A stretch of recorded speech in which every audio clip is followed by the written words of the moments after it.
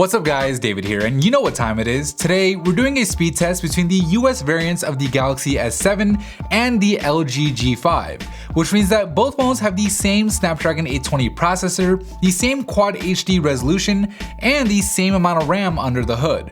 So, at least on paper, both of these devices should offer similar performance. But as you guys know, spec sheets alone don't always translate into real-world performance, and that's exactly why we do these PhoneBuff style speed tests here on the channel.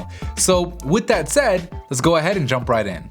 Okay, so we'll get things going by starting these stopwatches on each phone and then do what we always do and jump straight into the first row of system apps, where the G5 loads the settings app just a hair faster than the Galaxy S7, giving it the slight lead as both phones work on Angry Birds. Now, I know some of you may be wondering why we're using the Snapdragon variant of the Galaxy S7 instead of the Exynos variant.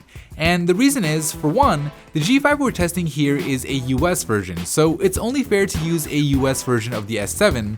And second, we want to know how well Samsung optimized the S7 for the Snapdragon 820 compared to how LG did with the G5.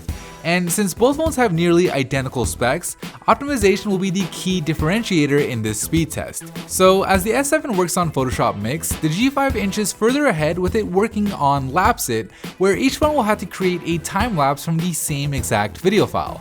Now, since both of these phones are using the same exact processor, there shouldn't be too much of a difference here.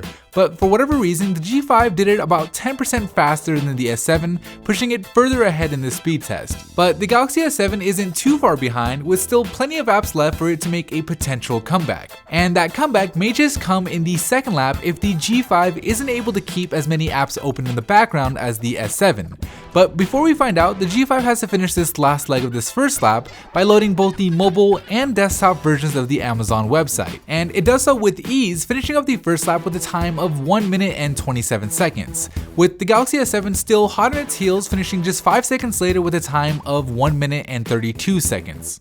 And oh, the G5 isn't able to keep Angry Birds open in the background, and neither is the S7, so both phones struggling here in this second lap, so we may just see a repeat of what we saw in the first lap, unless one of these phones could one-up the other and earn itself a definitive win by having at least 1 or 2 more apps ready to go. So after having to reload Clash of Clans, the G5 does have Smash Hit ready to go as it does Photoshop Mix. So this could just be where the G5 runs away with it, but the S7 isn't going to give up quite yet, with it also having Smash Hit and Photoshop ready, as well as Lapse It. But it fails to keep ESPN open, so the G5 finishes the test with a total time of 2 minutes and 17 seconds, and the S7 continues to struggle, falling even further behind as it loads up Spotify and the Amazon website, finally finishing with a total time of 2 minutes and 32 seconds, making the winner the LG G5. That is it for me in this video. Thank you guys for watching, and as always, I will see you in the very next episode.